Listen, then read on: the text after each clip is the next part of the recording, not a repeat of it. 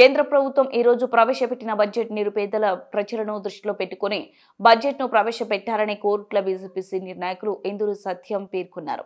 ప్రతిపక్షాలు అర్థం లేకుండా ఆరోపణలు చేస్తున్నారని, కానీ ప్రధానమంత్రి నరేంద్ర మోడీ బడుగు బలహీన వర్గాల ప్రజల శ్రేయస్సును దృష్టిలో పెట్టుకుని కేంద్ర బడ్జెట్ రూపొందించారని ఆయన అన్నారు.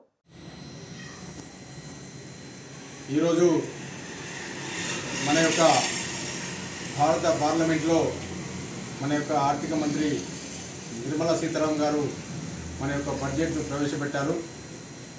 నిజంగా ఆ బడ్జెట్ మన యొక్క మోడీ గారు, అదేవిధంగా మన యొక్క నిజామాబాద్ పార్లమెంట్ అరవింద్ గారి యొక్క భారత పార్లమెంట్ సమక్షంలోనే ఈరోజు ఈ యొక్క బడ్జెట్ విడుదల చేశారు.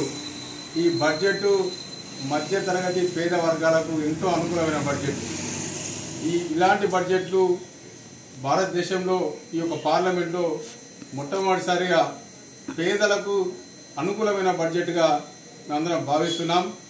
అదేవిధంగా 12 లక్షల వరకు కూడా ఎలాంటి పన్నులు లేకుండా నిర్ణయించారు. నిజంగా ఇది అందరూ కూడా పేద మధ్య తరగతి వారందరూ కూడా ఎంతో అనుకూలిస్తుంది. మొబైల్ ఫోన్, అదేవిధంగా ఎలక్ట్రానిక్, అదేవిధంగా కంప్యూటర్లపై,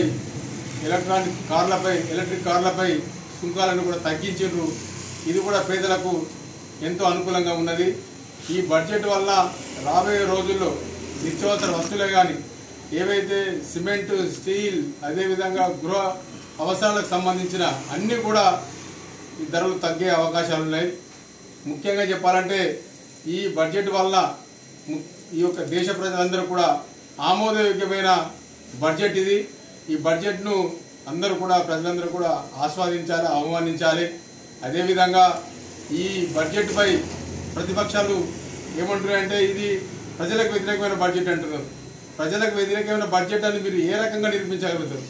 పార్లమెంట్లో బ్రహ్మాండంగా నిర్మలా సీతారామన్ గారు ప్రవేశపెట్టినప్పుడు అప్పుడు పార్లమెంట్ మొత్తం కూడా చప్పట్లతోటి ఆనంద వినిపించారు.